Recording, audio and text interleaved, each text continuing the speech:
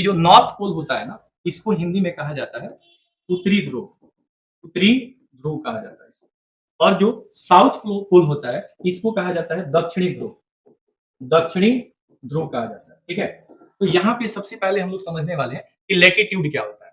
ये जो भी आप इमेजनरी लाइन देख रहे हैं, ये जो ग्लोब है, ये जो अर्थ को रिप्रेजेंट करता है, इसमें जितने भी आप लाइन देख रहे हैं, चाहे वेस्ट से ईस्ट की तरफ देख रहे हैं, वेस्ट से किधर देख रहे हैं, ईस्ट की तरफ देख रहे हैं, तो ये जो भी वेस्ट से ईस्ट की तरफ येलो लाइन देख रहे हैं, इस लाइन को ही इस लाइन को ही लैटिट्यूड कहा जाता है।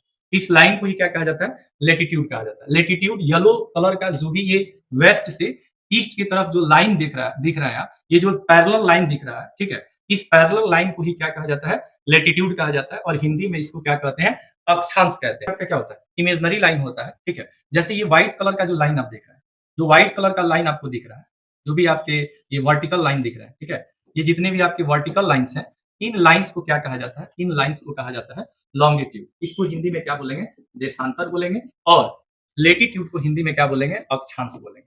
अक्षांश बोलेंगे।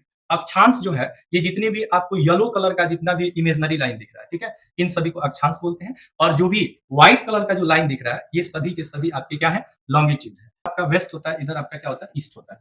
तो जो अर्थ हमारा रोटेट करता है, अर्थ जो रोटेट करता है, जो मूव करता है, वो किधर से किधर करता है, तो वेस्ट से ईस्ट की तरफ करता है। अर्थ जो हमारा रोटेट करता है, वो किधर से किधर करता है, तो वेस्ट से ईस्ट की तरफ ये क्या करता है, रोटेट करता है। एक और बात समझेंगे कि जो अर्थ होता है, ठीक है, जो अर्थ होता है, ये अपने एक्सिस पे क्या करता है, रोटेट करता है।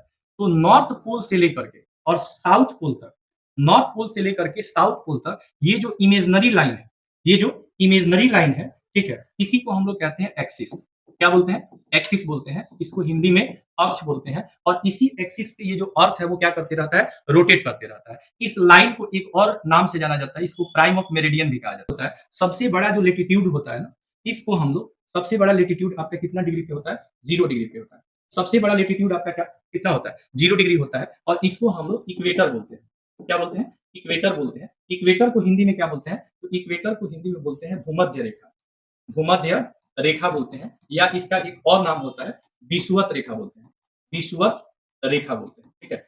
इक्वेटर को हिंदी में क्या बोलते हैं, तो विषुवत रेखा बोलेंगे, या इसी को हम लोग क्या बोलेंगे, भूमध्य रेखा बोलेंगे। अब यहाँ पे आप समझेंगे कि जैसे ही इक्वेटर से आप नॉर्थ की तरफ जाते हैं, इक्वेटर से आप किधर जाते हैं, नॉर्थ की तरफ जाते हैं, तो यहाँ पे जो एंगल बनता है, यहाँ पे जो एंगल बनता है, ये हाफ 23 डिग्री बनता है।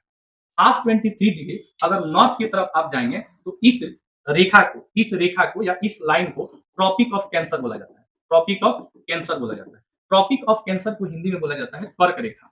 कर्क रेखा कहा जाता है। हिंदी में क्या कहा जाता है, कर्क रेखा कहा जाता है, ठीक है। और जब आप साउथ की तरफ आते हैं, किधर आते हैं, साउथ की तरफ आते हैं, इक्वेटर से किसकी तरफ आएंगे, साउथ पोल की तरफ आएंगे, तो यहाँ पे आपका जो 23 डिग्री का एंगल बनता है, 23 डिग्री का जो एंगल बनता है, हाफ 23 डिग्री का एंगल बनेगा साउथ की तरफ, ठीक है। तो इसको हम लोग ट्रॉपिक ऑफ कैप्रिकॉन बोलते हैं।